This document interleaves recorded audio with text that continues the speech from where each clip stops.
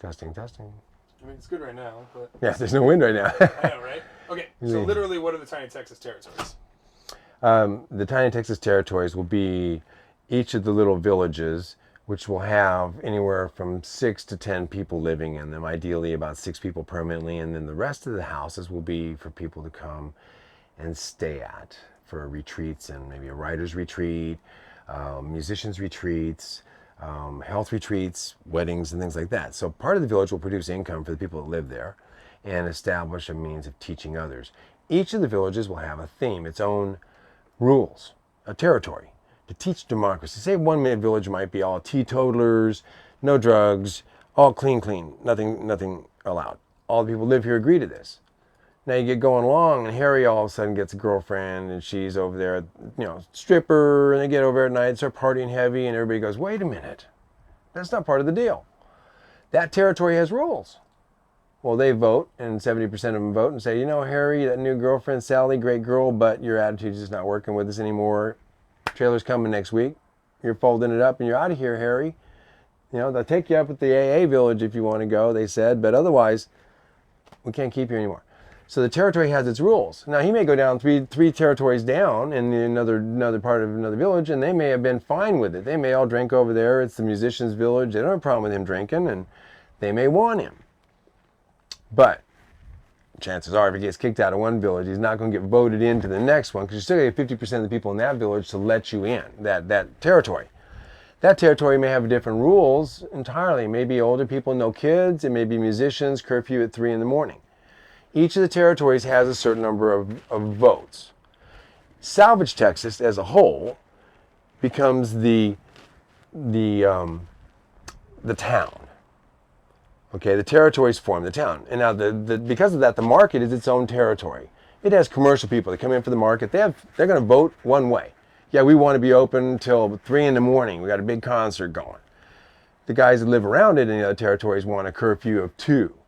So you have the big vote of everybody having a say-so in it, and the representatives from each of the territories vote, effectively then creating the rules of the larger group, the Constitution.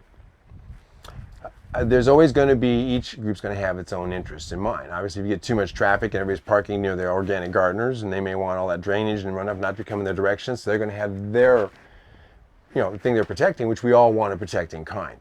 But the idea is to have the territories work together, no matter what each of the rules are. The idea is we have to live together in peace. The territories, let's just say we have one that's same sex is okay. We're open to everything. It's a rainbow village. And this village is same sex only. They have enough people to form that village and mentored it, had the houses, built the houses in that village, helped pay for the utilities and everything. And those original people that formed it will be able to vote anybody else in. Or if 70% of them, once somebody's in, can vote somebody out. So that has its own territorial theme, in other words. So each of these villages allow, again, somebody may be religious. There may be a religious village that chooses to be one specific religion. Great, as long as it's not killing everybody else who's not your religion. I'm okay with having a religion be a theme if they choose that to be the reason they're together. And it may be, we're all very spiritual. Most of us here believe that there's a stronger force at work. What you call it, it may be different. It may be Buddha, it may be God, it may be Jesus, but the idea is that as long as you believe in a very positive force and doing very positive things with this energy that you're gifted with and this soul, I have no problem with somebody living here. Nobody should. I don't care what color they are. I don't care what language they speak. We can always figure out a way to work in a common language. It's the spirit, the energy of soul that's important. With the exception of what the government requires, I don't care what nationality they are or where they come from, really. If they can get voted in, if they've got what it's going to take at some point to get voted in, then they can stay maybe for the rest of their lives and be part of this and then help launch others. The idea behind the tiny Texas territories is each tiny territory has its kitchen, its communal area where it has communal meals. That creates community. It can have its own little kitchen and everything in its own house, but bigger meals mean you get together and you talk. Each of the territories has a common theme, a common interest. If we can teach on a microcosmic scale, a micro-village scale, a micro town scale, how to get along with each other in each of these villages with different rules, then we can grow that on a larger scale, because we have to do this on a global scale. This is, if you're going to have a world union of believers in the survival of the species, getting along with each other, not having wars, and the survival of the planet, not devastating the planet, so we can, some of us have enormous amounts of stuff and other people have to suffer because there's not enough to go around. We can change that, but we change that together. It's got to be together. So this is about creating villages that show us again, teach us again for the next generation, how do we live together peacefully and accepting each other for being different and helping each other eat and take care of our needs, build houses, care for each other's health. And what I don't know, you may know. And I can learn it from you. If you're one of the elders, especially, you might be able to teach 2 or 3 generations what it took you a lifetime to learn. But it's coming around to learning to respect the elders and listening to them and learning again about growing holistically or medicine through herbs instead of big pharma. This used to be the way of our culture, and we look at it now as bizarre. We have to go back to looking at that as the way of our culture and making it bizarre to take medicines that keep you coming back for more. Great. What is that noise? Highway. That's the highway? That's an angle from there on the highway. Oh, whoa. Just curious. Yeah. Okay, couple specifics. Can you just say that Tiny Texas Territories is 10 to 15 villages of 1 to 1.5 acres of land? Because I think we missed out the acre part. So go ahead and say that part of it. Go ahead. The intention of it is out of the 43 acres that'll form Salvage Texas, about 15 villages should be in place that'll be Tiny Texas Territories effectively. Each of those being about 1.5 acres. So about 25 acres will be used up just for the villages and their common areas. And then the other acreage is going to be used for the market, the music venue, the studios so we can produce media and sell that at the restaurant, and the parking area, which will extend into other properties. Great. And then just say each village is 1 to 1.5 acres. Just say. Each village is about 1 to 1.5 acres. Perfect. I don't know if they need that specifics, but we got it. What is there a definition of a tiny house as far as square footage or anything? Actually, there are definitions that spell out square footages, although that has changed a little bit over the last few years. But right now, 500 square foot is considered tiny house, although some people stretch it to 700. There is the small house movement, which is 7 to potentially 1,100. Okay, that's the next step up. I pretty much have everything I've built, I go by taxable square footage as opposed to total square footage. So if it's usable upstairs, everybody else is counting it. I count what I can tax. So my biggest houses maybe hit 360 square foot taxable, but might have 600 or 500 square foot usable as living space. Got it. Obviously we covered that. You could build. Okay. Just state. You finish the sentence. This is about build. How many houses you can build. So just start it off with, I have enough material to build blank, and then fill in the rest of that. Okay. I have enough material right now in stock to build about 125 houses without any trouble. Perfect. Yeah, I mean that the thing is like I watched some of the footage from yesterday. It was so good, and I think what's going to end up happening is they're just going to cut from that to this, that to this, that to this. So like the more of that stuff we can get, where it's just concise, it'll be easier, and we can do. Okay, you get the material. Where do you get the material? And I mean, I guess you kind of already explained that you salvage houses as well. Yeah. So. Yeah. Okay. Yeah, most of the salvage material I have in inventories comes from as far away as Chicago, Buffalo, New York, St. Louis, and Minneapolis. But more recently, in the last 5 years, it's been almost exclusively Texas stuff, with the exception of some pickers I have that give me really fine stained glass and stuff that's all up north. There's not a lot of really cool stuff in Texas, and everybody has to understand that. So we go up and hunt up north to find the really cool stuff. But the basics, the wood, the siding, things like that, it doesn't pay to ship it that far. Okay? If I can find it locally, And I'm a big believer in building these locally and finding materials locally, or else us shipping a semi glass, say a semi of stained glass, in exchange for longleaf pine or something we got an abundance of, because I don't have a lot of stained glass. If I can get them to ship iron from up north, tons of old iron fences and stuff like that, nowhere in Texas, especially not on the coast, it'd all be gone.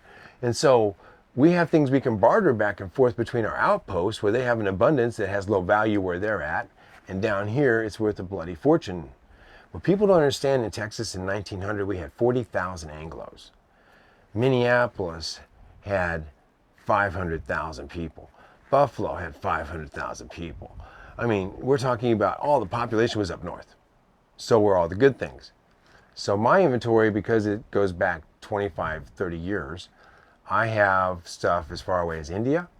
I have stuff from all over the United States already in stock. And then I add to that all my basic 2x4s, 2x6s, siding, and interior skins, shiplap, and beadboard. I constantly can fill that back up in Texas without any trouble at all. Gotcha. Define pure salvage living renaissance. The concept of pure salvage living renaissance was to go ahead and point out this is not new. This is bringing back an old way of thinking. A renaissance is igniting something that was there already in the past and bringing it back, except in a modified form. What the best of technology mixed with the best of the past. In this case, our best resources are in our past, and I can insulate it with space age insulation, and I can add LED lighting, which uses hardly anything, and solar, and I can turn what would have been trash into treasure that is low energy and will last forever. The pure salvage living renaissance is about living simply with pure salvage, 95% salvage home. All the clothes I buy are pretty much salvage. I can buy used t-shirts, but I need some girl over there working for $1 a day to make me a t-shirt when I can find a bazillion t-shirts in this country in various clothes. I wear them until they're not any good anymore. If the sleeve's got a hole in it, I try the sleeve off. It's still good if me and it's all about making what you have last. This is an old way of thinking. That's why I say it's a renaissance. The people that went through the Depression in the 30s, the old folks, this isn't new, this isn't different. This is what you had to do to survive at one time. It's been so long that we worried about having anything that we've forgotten what it's like to save it. This is about saving everything you have, and you can virtually live almost for free. So you got free materials. It takes human energy to get them. You can use human energy to build a new house. You have to have a little bit, but you can sell the extra materials to get your insulation, your wiring, your plumbing. So it's teaching people that with a pure salvage living renaissance, a different way of thinking, you can get off the grid, live by literally your skills, your wits, and the ability to turn trash to treasure, and not get tied up in the American dream of having a big house and a big car and all these other things that eventually sap all the energy life out of you. And in the end, you miss raising your children and living your life in your best of your years because you spend it all working, waiting for your retirement that you don't get to because you're so stressed out and you don't take care of your body that by the time you get there, like 72 million people right now, my age group, are hitting retirement. Didn't take care of their bodies, got too much debt, can't just keep working forever. So the pure salvage living renaissance is about what do we do next? Where do we go from here? Because what we're doing isn't working. And so we've got to revive, create a renaissance of what did work for us, and now start living that way. Not talking about it, living it. Gotcha. As far as, like you're talking about generations there, we might start this whole thing with like a cautionary tale almost from you as like your call to action that you said. I'll watch that. And the idea would be is you're basically saying that our generation changed the rules, said that we just need to get your generation, and my generation learned from your generation, so we're just getting. What is that cautionary tale? I mean, the idea of eventually there's not going to be any more resources. We've passed the point of eventually. What's happening now is we're working with the already depleted resources, and that's where our planet is dying.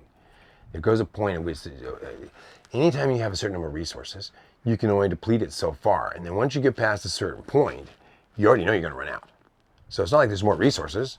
There's a limited amount of resources left. And if you keep taking from what's left, the consequences to the planet are far, far greater than the benefit to the societies on the planet, because they ultimately die because of what they're doing.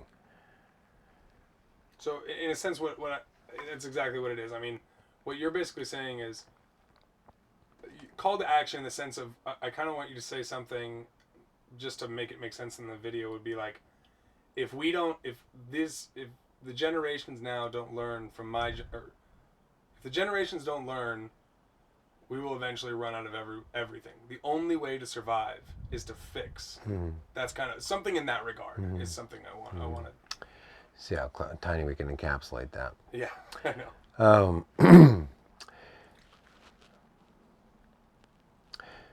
What I'm proposing is that just like oil running out and all the other things running out, we're about to run out of resources, folks, that will allow us to live in a toxin-free environment that isn't dependent on imported resources, the very last of what's left on the earth.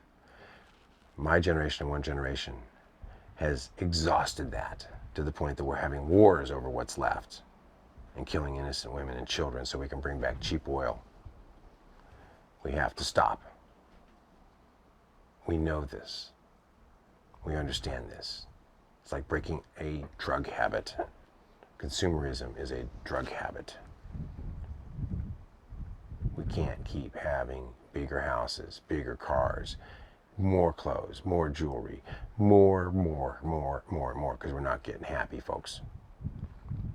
38,000 people a year commit suicide in my age bracket when they're hitting the wall. Why? They're losing their homes. They're losing their cars. They're losing their health. They're losing everything they thought they would have when they got old. We can't sustain our dream of having all this stuff, 72 million people, having all this stuff and the poor health to go with it, with 42 million kids left after us to take care of us. They got a life they should be able to live on their own. It is not our right to take their life to pay for our debt and our health and our problems. We have to stop. The only way to stop is save what we got and teach them how to make what we got last. Don't throw it all away before they get old enough to appreciate it. Unlike us. We have too much stuff accumulated. We've taught our children to accumulate stuff. We are teaching our grandchildren to accumulate more landfill garbage that breaks down. We have gotten so accustomed to buying built-in obsolescence. Nothing's supposed to last. All the good stuff that lasts, we're throwing away. 50% of our landfills are building materials. 25% of our landfills are reusable building materials. Not to mention what's torn down and burned and thrown away out in the pastures and out in the farmland and out where nobody ever sees it. We'll never grow trees like that again. We'll never get iron ore out of our ground like that again. We'll never get the resources out of America that we took because we've sent them all to China and bought them back as junk. Don't forget our great-great-great-grandparents who literally slaved away to make all this happen for us, that built this foundation, that 12-year-old kids that went in the mines and pulled out coal, that made the glass, that made the iron, that made the brass, the 12-year-old kids that sharpened the saws, that cut the boards that I built these houses out of in 1890 or 1880. When men worked 350 days a year and got paid with company store credits, not even cash. Until 1930 in Texas, 1934, they did not have to pay a family anything but company store credits. If you broke your leg and you didn't have kids to work, they kicked you out of the house, they got your stuff at the store and get off the property. We don't need you anymore. So it changed. Now, got a bunch of drones. You get paid so little money and you got so little, you just barely survive. By the time you eat, pay for your rent, pay for your car, pay for your energy, pay for your cable, pay for your phone, pay for all these things that you think you got to have to be happy, you're You're depressed because of your job. You can't quit your job. You got to stay at that drone job. Why? Because you have no way to pay for all these luxuries that you've now accustomed yourself to. I say accustom yourself to luxuries. What is luxury? It's relative to what you don't have already. If you're used to AC, it's not a luxury. You expect it all the time. If you've never had AC in your life and you come around to it, it's a luxury. Why? Because it costs a bloody fortune to keep it going all the time. Me, I got used to not having it, and frankly, I love it. I get around air conditioning, it gives me a sore throat. Makes my sinuses dry up. In other words, what's a luxury? A luxury is having what? 12 rooms to run around in? In Texas, the record is 42,500 square foot house. I know of couples that have built them as big as 17,000 square foot for a couple. I honestly really would like to make love enough with my wife if I knew her and loved her enough that I would be able to find her in the house once in a while to go ahead and do that. But at 17,000 square feet, you could lose somebody. In my house, you're going to be in love with somebody. Interestingly enough, Dr. Moreau, who's with us, asked him where he grew up. In a house the size of the one in the blue house with 11 people. That is the age that they come from. That is the age that we've forgotten existed. The tiny house in the front. A tiny house was what we settled Texas with and grew it from there. It wasn't until we had big houses that we began to destroy the family unit and lose our sense of communion in the family, eating at the table, eating instead in front of TVs, never talking to each other. Big house, kids have their own bedroom, have their own computer, have their own phone, never see your kids. All of a sudden, next thing you know, God, they're all grown up, they're gone. They don't come home anymore. I tell people, what do you think they're going to come home and watch TV with you and eat TV dinners in front of the TV? No, no, they don't care about that. They don't want to do that. They want to live. They've seen by our mistakes that there is no life in giving your life to a job and forgetting about your family and putting them in daycare and having all sorts of babysitters and forgetting them, their baseball games and all those other things. Just to finish that off, let's go ahead and have you finish this sentence just with an easy, basically, term. Basically say, if we don't stop wasting, we will. And just finish it. If we don't stop wasting the valuable treasures we have left, before the people watching this are my age, the kids, 18 years old, none of this will exist. There won't be any of these beautiful pieces of stained glass and all this wonderful lumber and everything. It'll all be torn down and replaced with concrete, steel, and glass. That is what they're teaching everybody. Cubicles, boxes. Get them in there as cheap as you can, as fast as you can, and oh, well, their health issue, well, we're really not going to address that. It's how cheap per square foot can we put it up? Well, we got it down to $60 a square foot cost. Oh, God, $60 a square foot in a house. Everything in it is toxic. Everything in it is going to kill you or your children. Slowly, not quickly. Formaldehyde makes them stupid, hurts their nerves, all these other things. The plastics, the vinyls, the sheetrock, the carpets. If we don't stop wasting more than anything else, our bodies, by putting them in cheap quality housing, our children who are dying from it, suffering from it, will pay this price for the rest of their lives. I'm old enough, it doesn't matter at this point. Most of my generation, we got 20, 30 years. They got 20, 30 years and they're only 15 years old because the poisons that we're putting them in take 20, 30 years for them to kill them. That's a long way to finish that. I should have kept, I can do a shorter one. I got it already. There's lots of bites. It was there. It was there. You said, we will lose all of this. Yeah. You said if we don't, it's fine. You had it. You said that's what I want. That was it. But you had it. It's fine. Everyone contributes when they come here, right? Well, I mean, I guess you could, if you don't necessarily. Everybody is supposed to contribute that comes here. The idea at this point is one of trying to give people the opportunity to contribute in the ways that they can. We will have to have financial contributions by some people because obviously I can't afford to bring everybody here and feed them and be their daddy and everything like that. And I don't want to bring everybody here expecting that. The idea is the people that will come are the people that want to come and contribute and be part of making this happen, of manifesting alternatives and solutions to pass on. There are people that can come here with nothing, yet offer us everything. Like Dr. Moreau is a healer. If you're in pain, if you can't get rid of your migraines, if all of a sudden you can't walk because you got numbness in your leg and it's like a dead piece of meat, as I have experienced when I was younger, and I had scoliosis, I was crippled at times. When you have that and you have somebody that can make you healthy again, why, that's like having somebody in your village that can give you instant riches.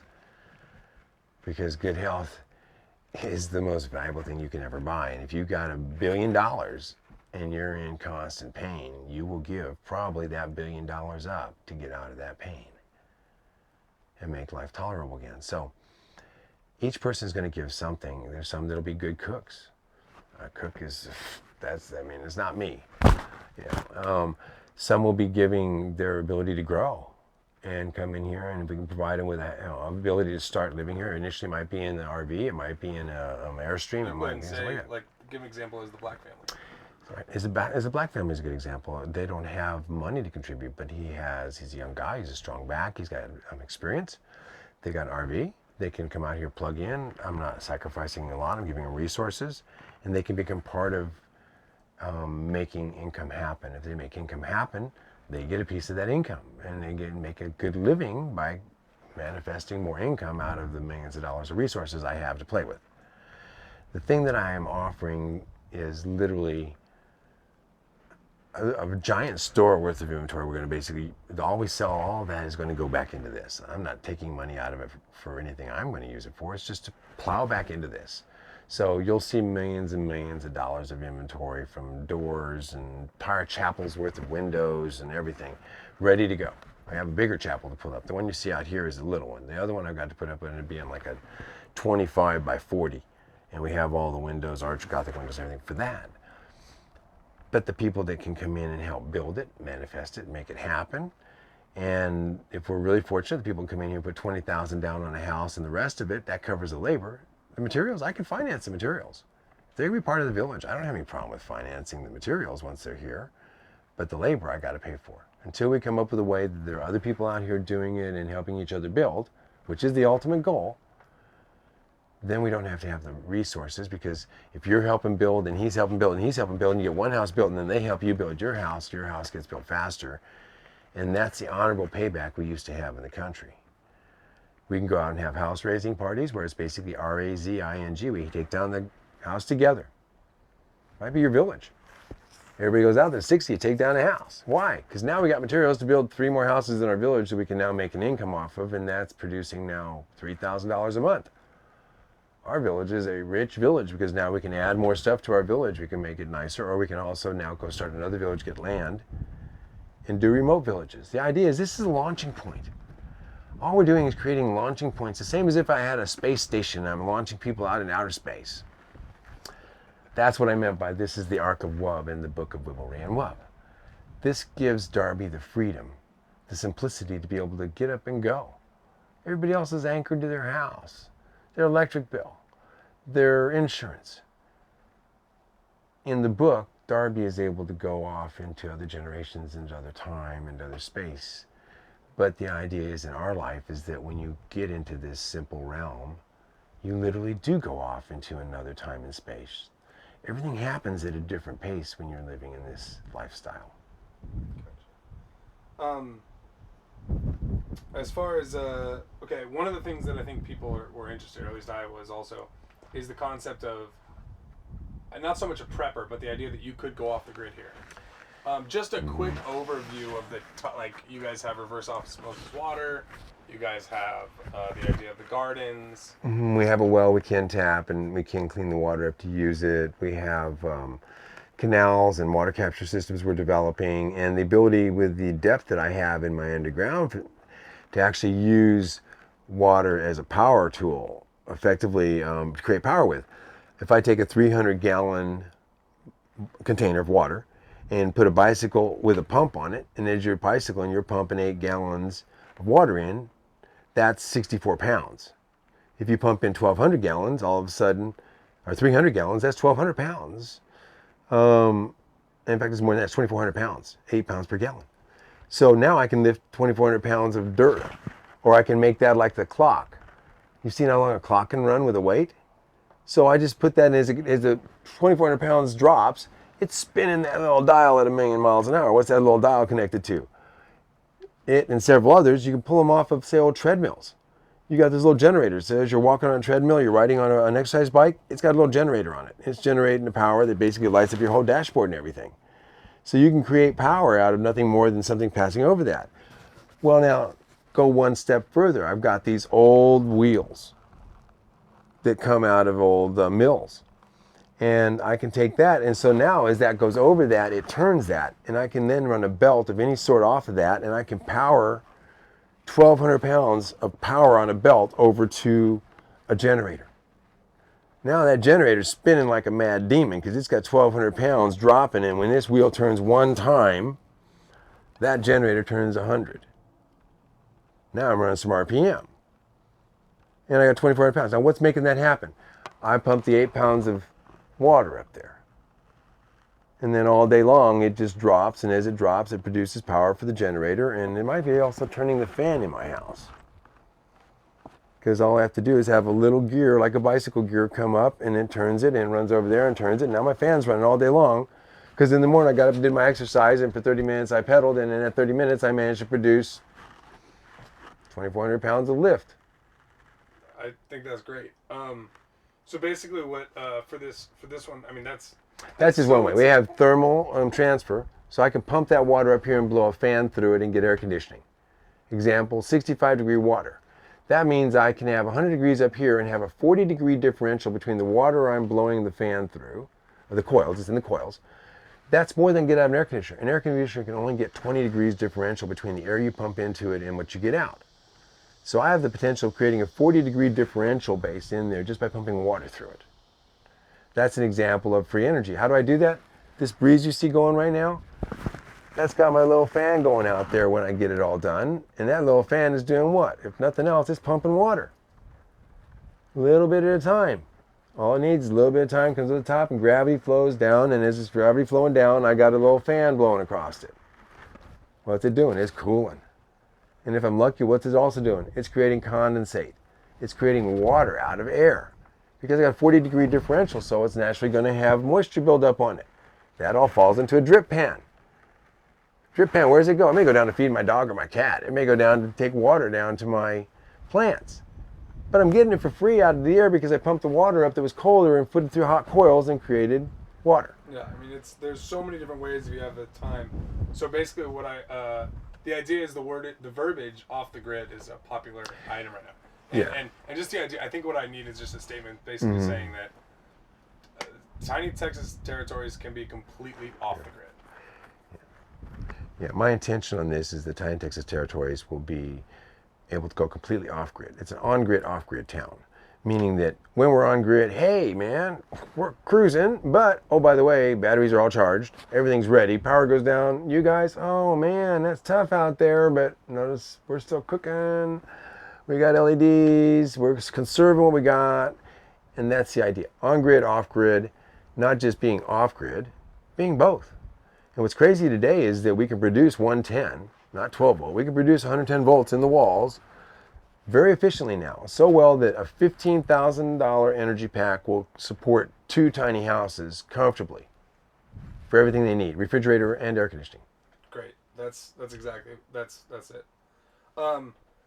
What is are you a prepper? Would you consider yourself a prepper?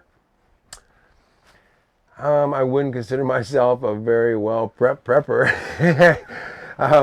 I don't have enough food stashed away. I'm not a big believer in a lot of ammo is going to save you, but I do have enough to protect the women and the children. So I would consider myself a prepper, but just not an extremist. Although other people would look at me and go, wait a minute, you dug a hole 50 feet in the ground.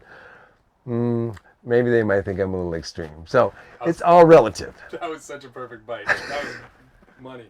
All right. Explain the idea of barter and trade. Barter is a means of commerce that existed in our society throughout history whenever there was not a particular coin of the realm that was accepted by everybody. We need to have barter systems in place because today, for example, if the internet goes down, your credit card's no good. How are you going to survive? Cash? Well, how do you know the cash is good anymore? Because who's going to take the cash? So what do you do next? That's when barter comes in. Okay, I've got some, what do I have, guys, I can barter with? Hey, I got some cell phones. Oh, sorry, there's no cell towers. Cell phones aren't worth a lot these days. Oh, darn. Oh, I got a dozen eggs. Now we're talking. Barter, a dozen eggs for what? Well, what do you need? I got cigarettes here. Well, I got people want cigarettes. Okay, trade your cigarettes for eggs. Good deal. Sure, I'm glad I got all these stupid cigarettes over here, and I don't smoke, but I got now a way to buy food for those idiots who are going to trade food for their habit. The idea is barter. So whatever you got, it's worth something. Well, of course, I would never smoked all the cigarettes, but now all of a sudden they're barter, they're money. At one time, sugar was a coin, a coin of the realm, a currency. Sugar, beads. How do you think we paid for part of our country? With beads and pretty, shiny objects. Rum was actually a currency at one time. Spices, sugar. So barter's been around for a lot longer than money. It's just that we've gotten so accustomed, although nowadays I can't tell what a real dollar bill looks like anymore because they keep putting out new ones so fast. They all look like funny money. And when you think about it, it all is. And that's the point. Great. Barter and trade. Oh man, what the heck was I going to ask? We're going to have something available too. One of the cool things about the idea behind our market is that you're going to be able to come in with a trailer load of goodies from grandma's garage or something like that you got, and get barter credits at the front door, and then go around and be able to buy from the vendors, and the vendors then can come back and trade in their credits at the end of the day for either money or paying their rent on their booth, or they might go to the barter area and say, whoa, wait, I think I want that and that, because they know when they look, that's a rookwood vase and it's worth $1,000, and so if I can get that for this bit of credits, I want that. It's, again, the opportunity to then barter. So people who have no money can come in and get food for their children, can get clothes for their kids, and they can do it without money. Great. We'll get into the 54 signatures in just a second to get it. But actually, I don't even know. We can talk about it, but we'll talk about it briefly. I don't think it's going to make it into this. But what the idea is, what is your opposition right now? Like, who is stopping you other than finances? Who is making other than finances? You make that sound like such a minor thing. Other than finances. Well, because I think that's the answer that everyone's going to like. We know that. We know that one. First, it takes. Well, the thing is, there has to be an infrastructure potentially available to account for electric and water, and that's in the event that you have a conflict with getting it from your neighboring town. Is that called like a permaculture? Is that what it's called? Now, permaculture is actually where we're going to go ahead and be able to create food out of permanent cultivated food, so that we don't even have to worry about planting new cantaloupe every year, because the mounds have cantaloupe and watermelon growing down the side of them naturally. It's a permanent culture. So what we're going to use is the resources we have to create an oasis here in the middle of Texas. We actually have the weather here to grow everything from olives to peaches, all sorts of climate conditions in our favor. The water we can work with, because we can create water out of so many different means, which people don't accept as possible. But we also can create energy and electricity and all the things we need. So the idea is to teach self-sufficiency, which is part of that prepping element. Teach self-sufficiency both in how we take care of our body, and how we take care of our home, and how we take care of our village, our friends, and our neighbors. Being self-sufficient, not dependent on the government, dependent on the corporations, dependent on somebody else to come and save our butts. That's what it's about. And that could be called prepping. I call it self-sufficiency and just good old common sense. Great. Back to the opposition. Is there somebody, not somebody, but like the idea of, I heard that there might have been a scuffle with a building code person at one point. So far, it's not a scuffle, but we did have one show up and tried to explain, because apparently somebody called about us not having some boxes, some junction boxes covered. And so he showed up, and I was not very happy about it because I didn't know I had any reason. Yep. Hey, we're busy back here for the moment. Oh, yeah? Yeah, we're filming upstairs. Oh, got it. Thank you. I'll be back out later, though. Thank you. That's Roxy. Oh, yeah. And she's got somebody else, a friend that came out to visit. Oh, cool. I think Yeah, I met her earlier. She was nice. she's on a good day. She's very nice. She's a sweetheart. I like her very much. She's been here for a while, but Okay. So opposition. So who is? oh yeah. Well, in the bureaucracy, anywhere you go is going to be effective for your opposition for new ideas and new thought. In our case, it turns out, even though I'm on the very farthest tip of Guadalupe County, about 20 miles, 25 miles away from the courthouse, where they make all the rules, it turns out in 2010, maybe, I've heard rumor that they passed building code that's supposed to go out into the county.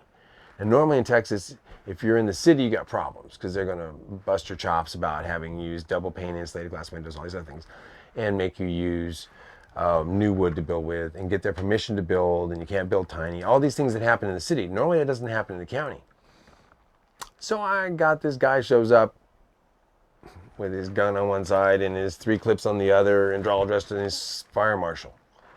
I'm like, what did I do that I got the fire marshal out here for? Well, it turned out he was the inspector for this new code. And he showed up, and I showed him the electrical boxes, and then he wanted to see more because he kept looking at my place going, oh, I can tell he's like, violation, violation, violation, violation. I mean, the poor guy was like watching a computer overload. And then we walked back into my warehouse, and it was like, oh, that's a lot of fire load. I'm looking at all my lumber piled up, and I'm going, uh-oh, I'm sure he's going violation, violation, violation. And so that's about the time I told me about the 2010 code. I didn't know about it prior to that. And so I was quite surprised and said, well, and he said, I'm going to have to come back out and do a bigger inspection. I said, what do you mean? He said, I'm going to have to schedule. I don't have enough time today, but I need to do a bigger inspection. I said, where? Here? I said, well, why don't you just go ahead and call me when you get that scheduled so I can go ahead and shut the business down before you get here, because it's not going to happen. I can't afford to have you come in here and charge me with a bunch of violations. I'll shut it down and this become my home and my residence, and this is my garage. And that'll be the end of it. And he was like, well, I thought it was going to be easy to do this. We were going to do this easy way, but we're not obviously do this easy way. And I said, well, no, I'm being quite honest with you. I'm willing to work with you as much as I can. But you guys didn't tell me you had code. That happened 4 years ago. You can't expect me to comply with code from 4 years back when you're just not telling me and nobody's even told me what the code is. Oh, it's international code. Oh, big deal. Now you tell me 4 years later, and you expect me to conform 4 years behind? No, it's not going to happen. So he left and was going to be back in 2 weeks. It's been about 2 months. I think I made it fairly clear to him before he left that it would not go down well and I would make a big scene. And so I think they pulled back, figuring that I'm just kind of harmless at the end of the county. They don't even supply me with a road. I don't cause them any problems, and maybe they'll just sit back and let me do my thing for the moment. And that's... And until then, I mean, if that doesn't happen, that's what the 54 signatures is for, correct? At that point, then I can form my own town. Right, if I were to get 54 Yes. signatures. And who are the signatures by? Okay. The way Texas works is from way back when there was a lot of land and they wanted to have a lot of towns. So back then they set it up so the Texas legislature could let a town be formed if 54 people claimed it as their residence and had it as their mailing address. That doesn't mean that they had to live there all the time. That just meant that they had to claim it as their homestead, as their residence. So if you live in an apartment in Austin, you don't really care, and you want to go ahead and live down here and have your mail sent here and call this your residence and your home until you get your permanent home built here. You can start doing that before you actually have a house on it. And how many people do you have right now that call this home? Oh, they have to be able to vote too. They have to be able to vote. So they can't be ex-felons, and because you lose your right to vote as a felon in Texas. And they have to be citizens of America so they can have the right to vote in Texas. So there's a couple conditions. So of that, we have probably 1, 2, 3, 4, 5, 6, 7, maybe 7 people that live here right now that could vote. Now, if we put the call out How many people would be willing to maybe call this a residence, get their mail forwarded if they had to from here, things like that? I think we probably come up with 54 people. But there's some other logistical issues that come into the finance of making sure we have the electrical if we need it. And if we can go off grid, we've got total freedom. Because right now I have to get my electric through the adjoining city. I can't get it any other way because they have the grid adjoining me. So there's things like that that we can deal with. Now we can also then vote in composting toilets.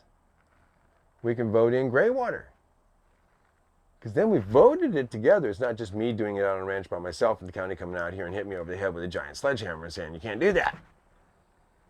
Well, it's the citizens. Now you got to come attack a town. And they're not going to do that because we have all voted that we agree with this and this is our territory and we're allowed to do that. That's Texas.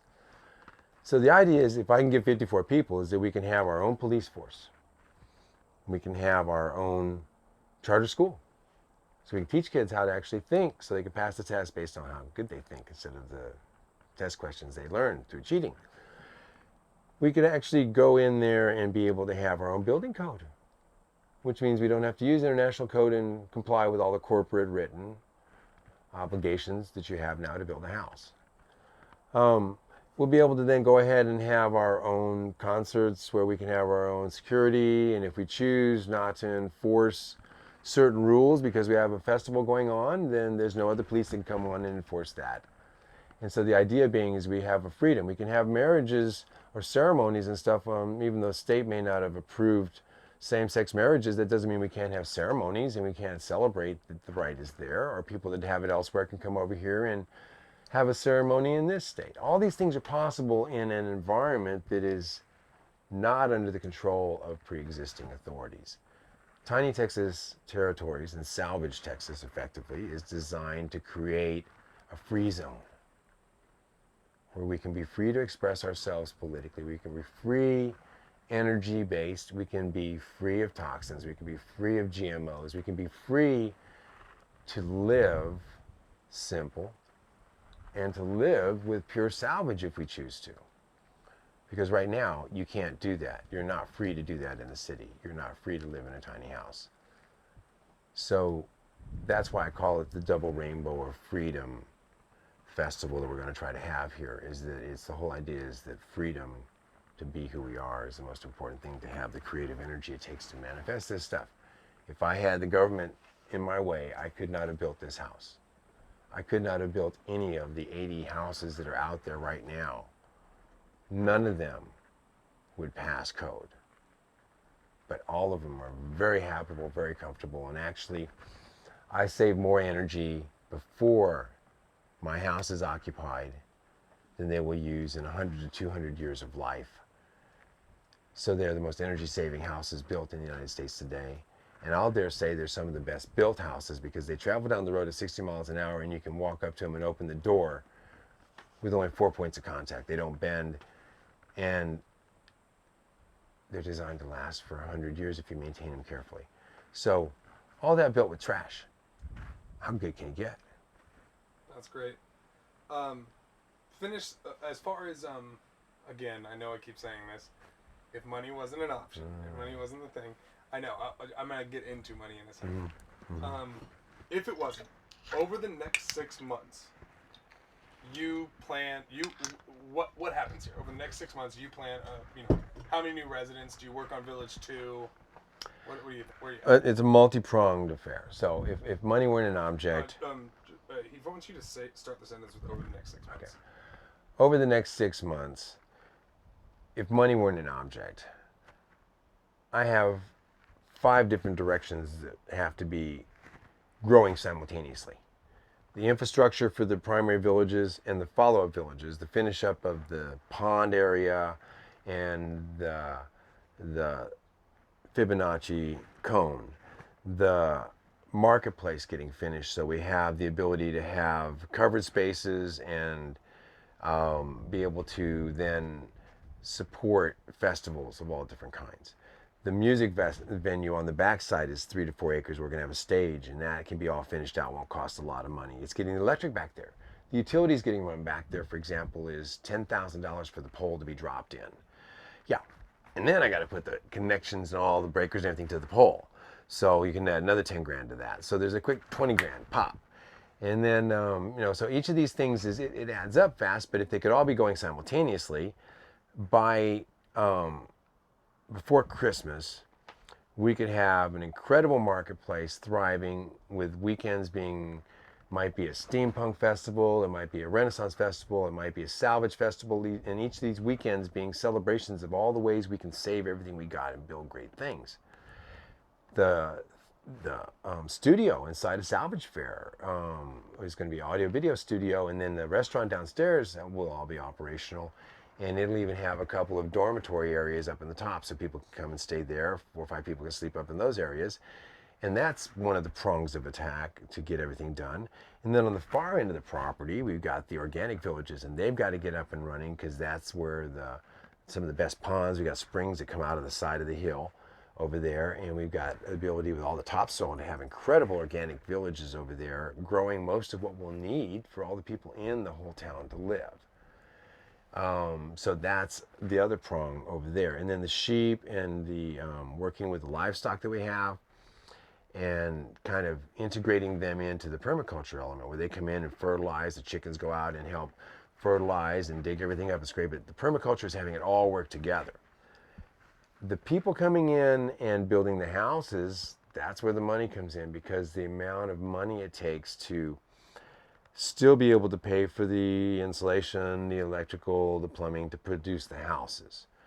Now, how many houses we can produce and how fast we can produce them depends, again, on if we're paying people to do it or if we're creating the facility for people to come in and teach them to do it.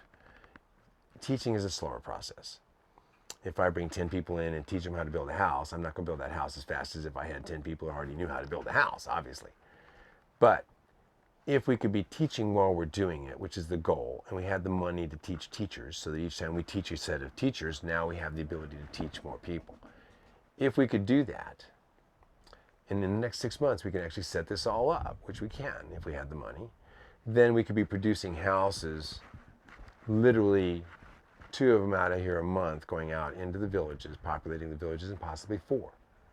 Because it isn't anything but money keeping me from buying the extra tools and stuff like that. The crazy part is, even with the houses I'm producing right now, the utility bill for the village right now in place, the people that stay here, the whole facility and salvage fair, the electric bill is about $567 a month. Because we don't have air conditioning to speak of. A couple of the houses are air conditioned, like Marcy's, and a few of them use air conditioning, but because we don't utilize a lot of the luxuries, we don't have the $2,000, $3,000 utility bill. And everybody's not going to sacrifice AC right away. Everybody's not going to sacrifice all these things right away. But the more you adapt, the more you get used to it, the better off you're going to be if all of a sudden you have to change your lifestyle quick. What and then the big one. What happens if this doesn't work for you? If you can't afford to keep the lights on, what is at stake here for making this all work out? Now, I'm sure you're a fighter, and regardless, you're going to figure it out. But what is at stake here? What? Yeah. Well, what's really, I guess, it's the roll of the dice is that I constantly have everything I have invested, all my extra cash, everything's always tied up in this, and I'm always behind because I always have bigger dreams than I have money.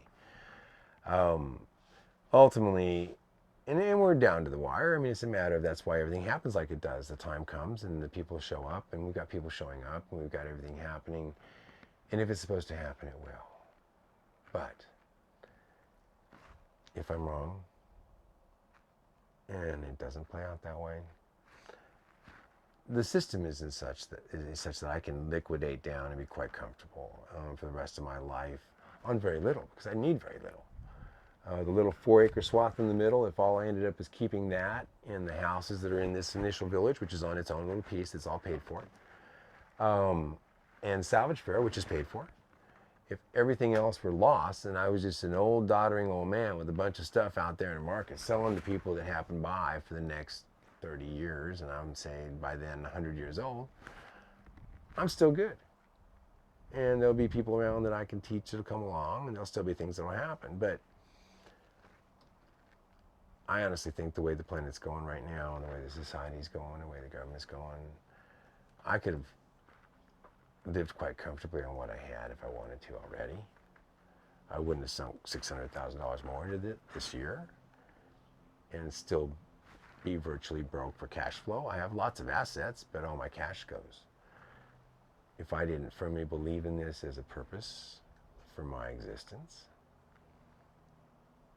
I don't have anything else I want to go do. I don't even really want to go on vacations to exotic places. I've seen most of the world already. I want to make a difference before I go.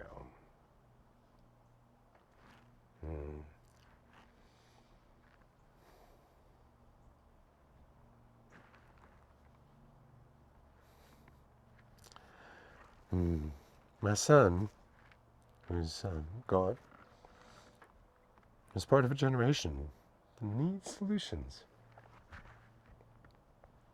They need kids to have hope, so they quit committing suicide or killing each other or doing stupid stuff and trying to escape from what looks like a dismal future. It's not a dismal future if we don't make it one. Right now we're making it one. We can change it, but it's going to take a lot of people sacrificing relative to what they think they need for it to happen. If they want to do it, it's not a sacrifice. If you want to live like this, this is nothing but rewards. This is the most beautiful, happiest time of my life. And I spend the least amount of money on myself that I've ever spent on myself. I have the least number of things in my home that I've ever had, except when I lived in the bus. But I'm the happiest I've ever been, with the exception of money, because I have to constantly keep paying the taxes and the insurance and all the things that I was so committed to paying and doing that I didn't go see my son in Paris before he died.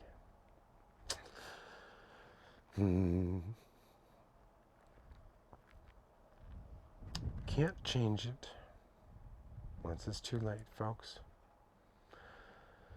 Don't wait and then go, oh kids, I'm sorry, you're all gonna die now because we forgot to leave you something to survive on.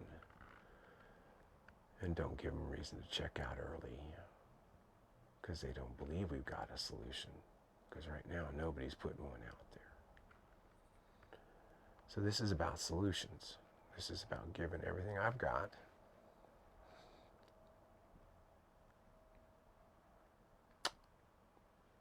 I'm just trying to think right now. I mean, yeah. in a sense, I know this might not be true, but I'm just wondering what you're doing here, and you're so adamant about helping the younger generation. It's the older people too. But I mean, Yeah. the way you talk, teaching them to teach us, basically. Mm-hmm. Again, I don't want to linger on this too much, but do you think it has a lot to do with the idea of maybe you were working when your son was younger, and now you don't want anyone else to do that, and you want people to be able to live and do, in a sense, what you couldn't do, at least for a little bit? I think there's a whole generation of my age group that feels this way. Then we all basically went, oh, look at this beautiful baby. And then, oh my God, you're graduating college. Where'd it go? How did it happen? It's gone. It's the most important, beautiful part of our life. And we were so consumerism driven to give. I wanted to give my son a college education. I wanted to give him all these things. I was so busy working to get all those things that I didn't get to spend any time with my son. I missed his baseball games. I missed his football games. I missed his anything he was in. I probably wasn't there for it most of the time because I was so busy out doing, of all things, real estate, which takes your entire life away, all your evenings, all your weekends. And at 40 years old, if it hadn't been for a book I read called Beyond the Hype, which is written by a man in real estate who eventually had to go back into it and it killed him, it basically explained that real estate ruins more people, turns them into alcoholics, drug addicts, and divorces, and they never see their kids because they're gone all their nights and all their weekends. A lot of other jobs do that too. And we worked 2 jobs to make all of our ends meet, and our wives work, and our children raise themselves. I was of the generation that raised myself. My dad was Army. I was not in the United States most of my childhood, but when we got back to the United States, we ate cereal in the morning and junk food. We basically were latchkey children. We came home, and I took care of the 2 younger kids, and we rarely saw my mom. She worked. My dad was in Vietnam.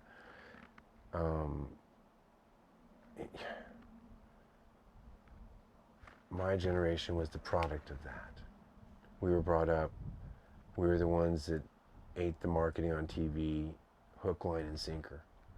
Had to have Cap'n Crunch and Count Chocula and all the different names of things. We had to have all these things because we watched TV and we believed it.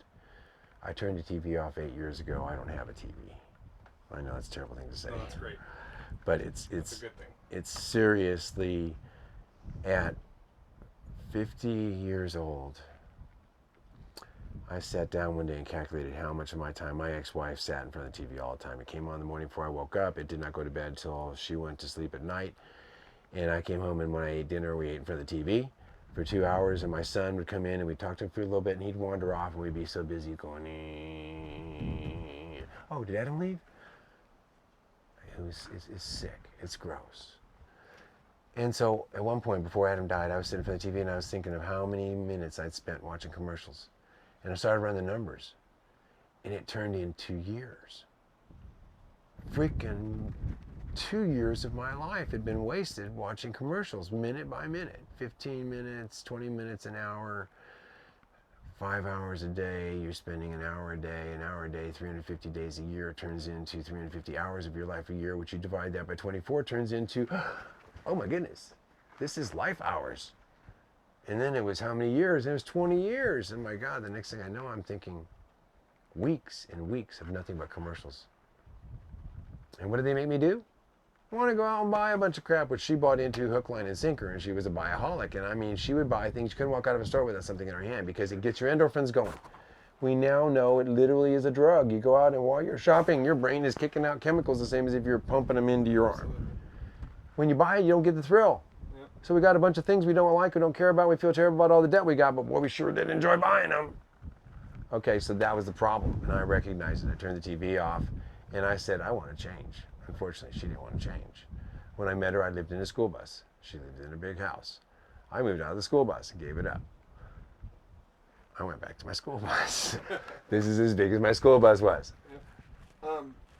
I don't know if you've ever thought about, I mean, I'm sure you have, but do you at all think of Tiny Texas Territories and this concept as almost a tribute to your son at all? Or it's a tribute to the generation, but it was written, this is the craziest part about it. When I was a kid, I always thought I'd die before I was 25. I believed it firmly, and I understand a lot of us do that. But I believed it so intensely that I lived life on the edge and easily should have died a dozen times in that time, besides the times I tried to kill myself with suicide when I was young. But I didn't. I lived. And at 25, I finally decided, okay, I'm not going to die. So I started to write my book. And that's the book called Wibblery and Wub. And so by the time I was 29, I graduated. By the time I was 25, I graduated from college. And so I was on the road, built my bus. I was going to live in it and write the great American novel and travel. And I got to Texas eventually and decided to make $1 million so I could publish my own book. And then Adam was born, and my world changed. I named him Adam Brad Cattell, after myself, Brad Cattell. He was 24 years old when he died.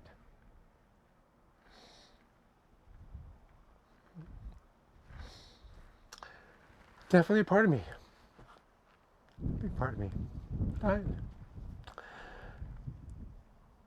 I knew the meaning at that point. And I told him before he went to Paris, not to go to Paris, not to go to the neighborhoods in Paris, where he probably got murdered.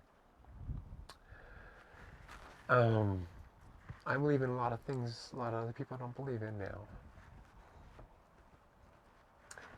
Yeah, part of it is providing solutions for the kids, because they're going to have to take care of this mess when we're done with it. My generation has blown it. We've blown it, entirely blown it. every which way you could possibly blow it, from the chemicals to Monsanto to the banks to the finance to the debt to the wars to the using people for guinea pigs for new drugs, to making them sick just so that they'll be able to buy and sell more drugs. We've absolutely done everything we could possibly do. Now it's up to us to teach the kids how to fix it and teach the people in my generation some conscience before we go about how do we downsize and can we do this honorably? Can we go ahead and undo some of the things we're doing before we leave and leave our children some chance of survival instead of believing they're going to go out and destroy and control the rest of the world with all the guns and the weapons we can produce here? Because that seems to be the strategy we've been operating on for the last 15 years, and it absolutely sucks. It cannot work. We cannot give our children up to war so that our elders can have all the luxuries we're accustomed to. It has to stop. This is my means of providing a solution that'll work if we want it to stop. Great. That's perfect. All right, let's get into some a little bit more happier. Yeah. Happy thing. But thank you for sharing that. I mean, I know I can't even. I have a 1-year-old, and I can't even begin to imagine. You can't. I know. And at one, it's like, especially when you had a gut feeling, but you know what? He did it, and I mean, you're taking something that is horrific and horrible, and in my eyes, I don't know if you see it, but it feels like you are creating something that is incredible, and you are like, I can only assume that your son is proud of you for doing this. And again, it's horrible that it took something like that to change, but it did, and sadly, it really did. It took that to pierce my armor. I put on armor at 5 years old, and my dad was a warrior, and he taught me to be a pacifist first, but a warrior. A true warrior is one that doesn't go out and intend to kill anybody. A true warrior is one who has no fear and will do anything believing they can accomplish it if they truly believe in it, if it is good, if it is right. But my armor was to defend me against the pain of moving all my childhood, of having everybody I knew shredded out of my life and then into a new life. Changed schools 17 times before I got out of high school, so we moved every Christmas. Every time I got presents, it was to replace the ones that we had to leave behind. And so you get very angry and you get very depressed and you get what's called a PTSD now. But back then they didn't know that. They say a move is like a death in the family. So 17 deaths before you went out of high school, huh? Yeah, and also being the new kid in town and being beat up over and over again because I was a pacifist. So I turned the other cheek and got that one hit. And I got to be one of those kids that was bullied because I was a skinny little kid and I had geeky little black plastic glasses issued by the Army. And I got to enjoy and savor what it's like to be picked on. So I had a different view of society than most people have, and it gave me a different sense. It's crazy for me to be trying to develop villages because I've never really fit into a village. I've never been part of a village. What I've done is create, like in Austin, what has become the French Place area now. It is a village in the middle of the city. If you go in there, you'll find people that live there, the coffee shops are there, the restaurants are there, their whole world is in what was once, every agent in Austin told you don't want to live in East Austin, you don't want to buy in that neighborhood. Well, I sold 60% of that neighborhood for 8 years running and fixed up 50 houses over there over the years. And it became a village in the middle of a city. I went to Gonzales thinking I could do that in Gonzales, but unfortunately, you have to be genetically connected to everybody in town or they don't want you there. The problem with small towns is they already got their hierarchy. So now you're going to create your own town. And show people how to do it, because ultimately that's what we're missing. We don't have families anymore. We blew the family unit apart in my generation. It doesn't exist hardly anymore. Yep. Our friends now become our new family. We find new mothers for our children, grandmothers for our children. I had adopted grandparents for my kid, my son. Thank God, that was his version of a grandparent. because my mother didn't talk with him for 2 hours in his entire life. Even though she had the opportunity, it didn't matter. She never was a mother in that sense. And so we can teach that, and we can have that, and we can have a village. And what I tell people your age is that if you're in the village with you and your wife, it takes a village to raise a child. And what does that mean? The gardener's teaching your child how to garden. The cook is teaching your child how to cook. The girl over there in the music village is teaching them how to play music. All these people are family.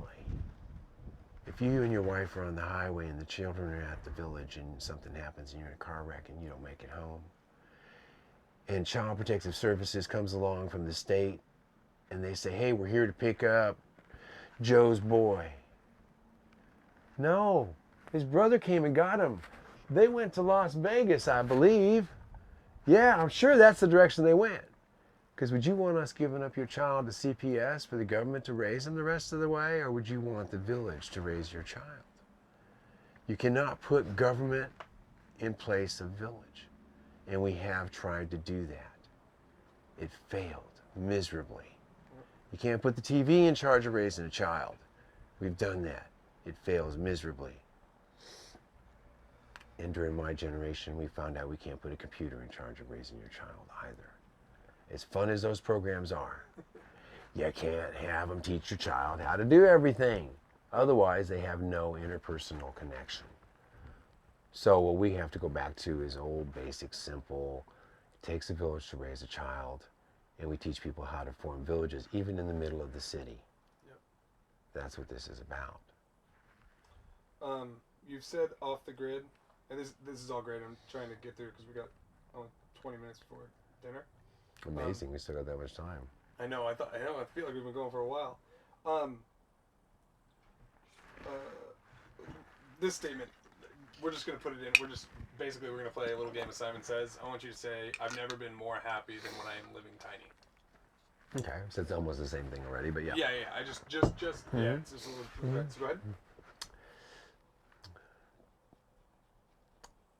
Truthfully, I have never been more happy than I've been since I've been living in a tiny house. Perfect. Now this one I have here, but I don't know if you agree with it. I'm not sure. The idea, is this a social experiment? Yeah. Okay. I use social experiment regularly in the whole idea. Then can you just, again, I know it's, you've explained it, but they just want that thing. So the idea of this is, it is truly a social experiment, something like that. Yeah. The idea of what I'm doing is to create a real life social experiment in which people come together with an intent to prove something can be done so that it can then be repeated 1,000,000 times over. That was perfect. Great. You had another one on here. Awakening. There's an awakening. Go ahead and talk about the awakening that's happening in America. There's an awakening, and it's not just in America, it's around the world. I have a following in Australia, I have people down in South America, all over the world. It is an awakening of the human spirit in this bond that we all share together, this oneness. This awakening is affecting a lot of people in a lot of different ways, but almost all of them are coming around understanding they are not happy because what we are doing is not making us happy. Einstein and many others have said it over and over again. If it's not working, why do you think doing the same thing is going to make it better? This is about the simplest of things. Einstein also said, the tinier you make it, the harder it is, the harder it gets. And that's true. It's easy to build a big ass house, a gigantic house, because you got lots of room to have everything. Now you get tiny. Oh, I want to be able to store my toothbrush someplace. Okay, we can make a space for that. Every space counts. When you're making tiny, I open a window, that changes the temperature of my house. Every window counts. So you'll find that even though it looks simpler, it's harder to do cool. But when you're done, the sense of gratification that you get out of having a home that you helped build that's all your own, it's not like everybody else, that is worth $1,000,000. I always tell people that when somebody comes into your house and they see all this beautiful old wood and all these old paints and all these colors and everything, And they're going, ooh and ah, and ooh and ah. And I say, I'll bet you've never had anybody come into your house and tell you how great your sheetrock looked. Huh. That's great. That's perfect. What? Real quick, give me a range on how much these houses cost. Oh goodness! Right now, because I have to basically support all these other expenses of producing 2 or 3 houses a month, which isn't enough to really make it profitable. The houses run from about 40,000 for the smallest ones, the teeniest ones, and that's not the fancy one, but the teeny one, on up to about 160, 170,000 so far. But when you look at relative to value, a motorhome that's got a 7-year life on it, tops, is $300,000. The idea behind this is there's no built-in obsolescence. So you're paying, okay, now here's part of the reason. The smallest house, say, runs about $40,000, but there's 1,000 man hours to build it. If you pay that person a living wage, $20 an hour, there's $20,000 in labor. Plus taxes, plus. Now on top of that, you figure the materials. Well, if you bought these materials new, well, now that's another whole story. Now you got 30,000 in materials. Salvaging makes it possible for me to produce a house for 40,000 that would cost 70,000 otherwise if I bought all the materials new and fixed up. Great. That makes sense. Rattle off some of the places you have sold houses to. We've had the houses ship out all over Texas, from Midland to San Augustine, all the way up through the inside of Dallas, actually in the city. We've got them in Austin. We've got them down in Coachula, one of my prettiest ones. I've got them all the way up in Ardmore, Oklahoma at the airport. It's the Pilot's fuel station. You go in, it's an 1880s looking house that I took up there. I've got 3 of them in the Badlands in North Dakota. And we took them all the way up there. Didn't have to have a house permit, building permit, anything. And we got tagged by the lone electrical inspector in the whole state, stumbled on our 3 little houses and tagged us for not having child-proof outlets before they were ever required in the country. So each state has its own rules. I don't ship to a lot of states. I won't ship to California. I'm not about to go dig into a quagmire and see if I can get stuck in it. A lot of states I can't ship to up in the Northeast because they were built back when everything was tiny and you can't get under the bridges with a house. And so, okay, nice, you live over there and I can't get past here, so how do we do this? Yep. So shipping back east is harder. Plus the regulations, the longer you've been around, the more bureaucracy, the more regulations, the less chance there is that you're going to be able to move my house into your town. Gotcha. And then as far as last 2 things. Just quickly, today you moved a house into its place. Mm-hmm. It completed the village. Just go ahead and say that and explain what happened right when you were really close to getting it done. Okay? Today we set one of the last houses in place in the village and pretty much brought it to sort of a completion. As we were doing it, of course, like always, right before you're there, 25 feet before we were in the right spot, the truck died. Well, it dies a lot, but it died and decided to stay dead, and we tried and started and tried, started and tried, started, to the point where we brought melting off the battery cable. And then we brought in and tried to jump it to help start it, and it still wasn't going to start, so finally we just went ahead and pulled the whole truck, trailer, and everything into position, which was the same thing we had to do when we moved this house in. Except that time, the carburetor caught on fire, and we ended up melting a t-shirt over the top of the motor and everything.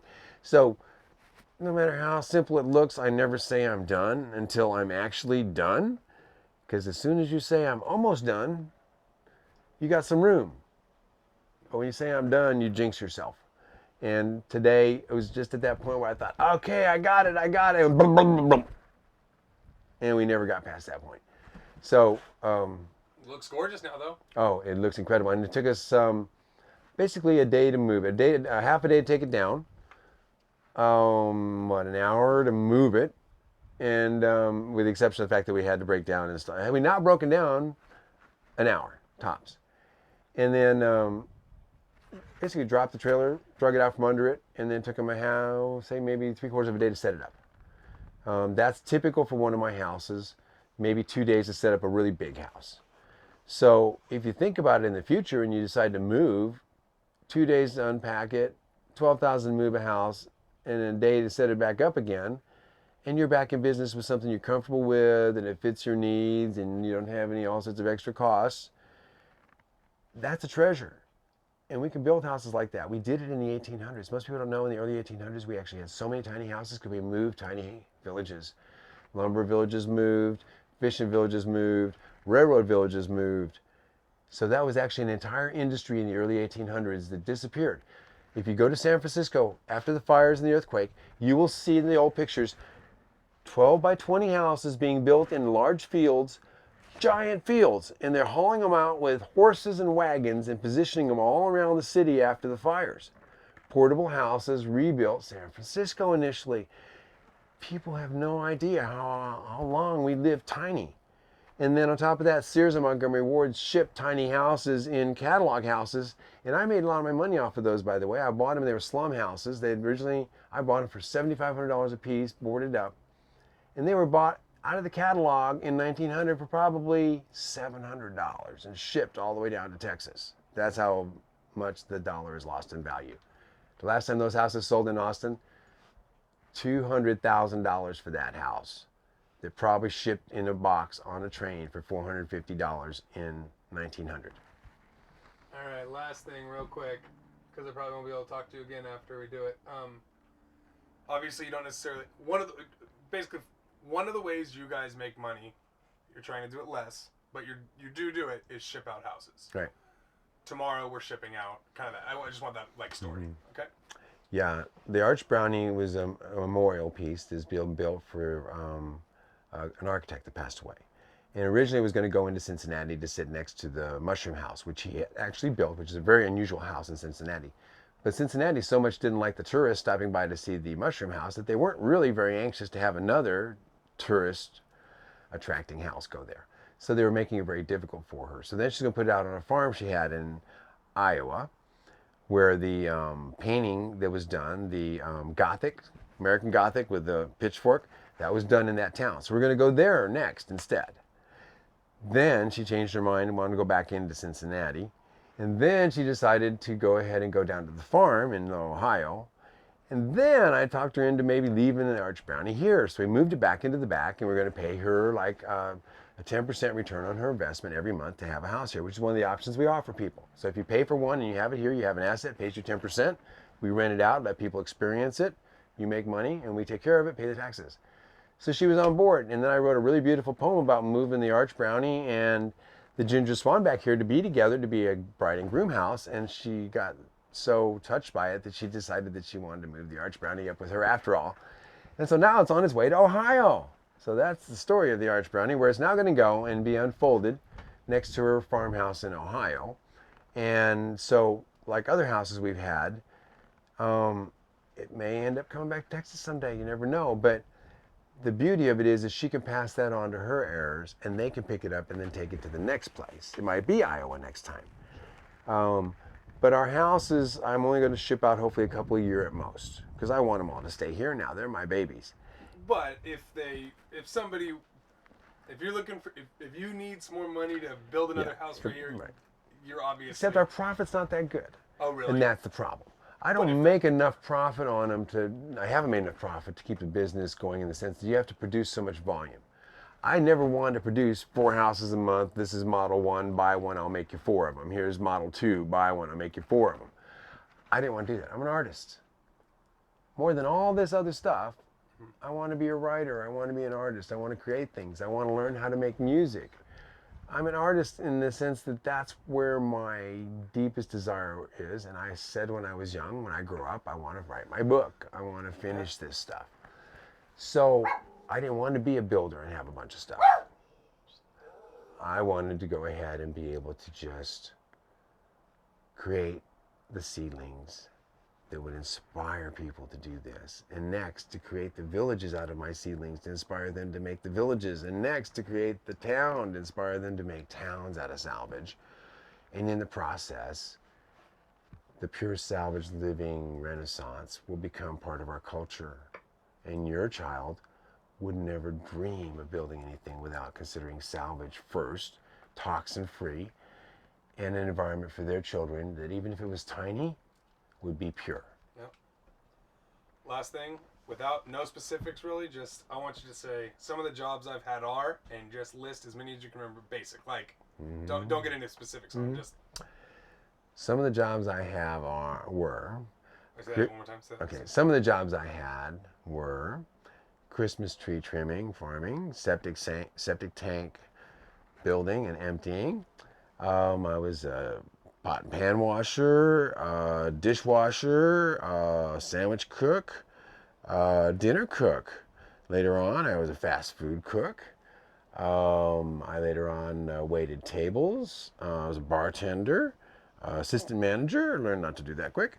And then I worked at a National Linen Service building loads. I had a softables pet furniture business that I started at one point, and I also was working for a builder at one time, and that's how I learned a lot of my early skills. I was a carpenter for a little while, and I did health memberships. I sold health memberships. I was a health instructor, real estate broker for quite a long time, and then I was also tagged a redeveloper, but I managed to beat that rap, so IRS didn't hurt me. Obviously a retailer because I had Discovery Architectural Antiques. And then I think I had, I worked for janitorial service at one time where I mopped floors at night after school and weekends. That's why I didn't go to sports and dances. And finish it off and say, and now I hope to own a town. Oh, goodness, no, I don't want to own a town.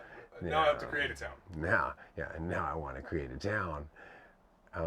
But it's a town I'm going to give away. My job when I'm well done, hopefully, will be that I was an artist that made my art reality. Perfect. Done. That was great. Go eat. Alrighty. We'll meet you over there in a second. Okay. Thank you so much. That was great. That was a good one.